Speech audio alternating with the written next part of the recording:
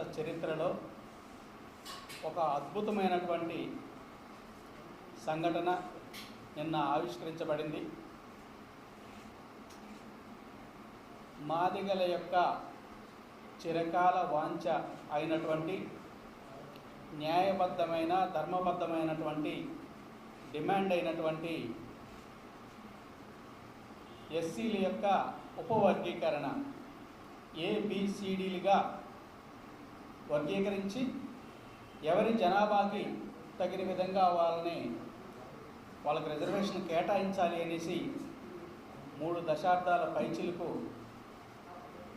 గౌరవ మాన్యశ్రీ పద్మశ్రీ మందకృష్ణ మాదిగ గారి యొక్క ఆధ్వర్యంలో 1994 నుంచి సుదీర్ఘంగా పోరాటం చేస్తూ నిన్న గౌరవ ముఖ్యమంత్రి వర్యులు ఎస్సీలని ఏబిసిలుగా 3 కేటగిరీలుగా డివైడ్ చేసినటువంటి విషయం మనందరికీ విదితమే. ఎస్సీలలోని ఉపవర్గీకరణ చేస్తాము, దానికి కాంగ్రెస్ ప్రభుత్వం కట్టుబడి ఉంది. మొట్టమొదట భారతదేశంలోని ఎస్సీల యొక్క ఉపవర్గీకరణ చేసినటువంటి పార్టీ కాంగ్రెస్ పార్టీయే, చేసేది తెలంగాణ రాష్ట్రమే అనేసి మనకి హామీ ఇచ్చినటువంటి విషయం మరొకసారి గుర్తు చేసుకోవాలి. దానికి ఉపసంఘం గౌరవ మంత్రివర్యులు ఉత్తమ్ కుమార్ రెడ్డి గారి యొక్క ఆధ్వర్యంలోని సభ్యులు దామోదర రాజనరసింహ గారు, పొన్నం ప్రభాకర్ గారు, సీతక్క గారు, వీరు సమజాత హోమోజీనస్ ఒకే రకమైనటువంటి స్థితిగతుల్లో లేరు. బీసీలలో ఏ విధంగా అయితే హెచ్చుతగ్గులు ఉన్నాయో ఏబిసిడి వర్గీకరణ ఉందో, ఎస్సీలలో కూడా హోమోజీనస్ కాదు.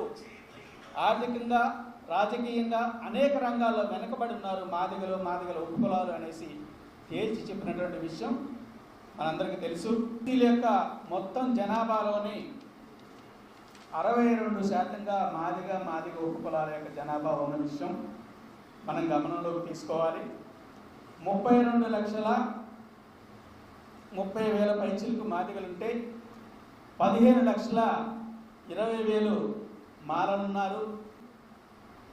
ఏ రకంగా ఆర్థిక పరంగా చూసినా, రాజకీయ పరంగా చూసినా, విద్యా ఉద్యోగ రంగాల పరంగా చూసినా, జనాభా దామాషా ప్రకారం చూసినా మాదిగలు అన్ని రకాలుగా వెనుకబడే ఉన్నారు. కాబట్టి మా యొక్క న్యాయమైన ధర్మమైన డిమాండ్ని మరొకసారి గమనంలోకి తీసుకోవాలని మన యొక్క ముఖ్యమంత్రి వర్యుని క్యాబినెట్ని కోరుతా ఉన్నాం.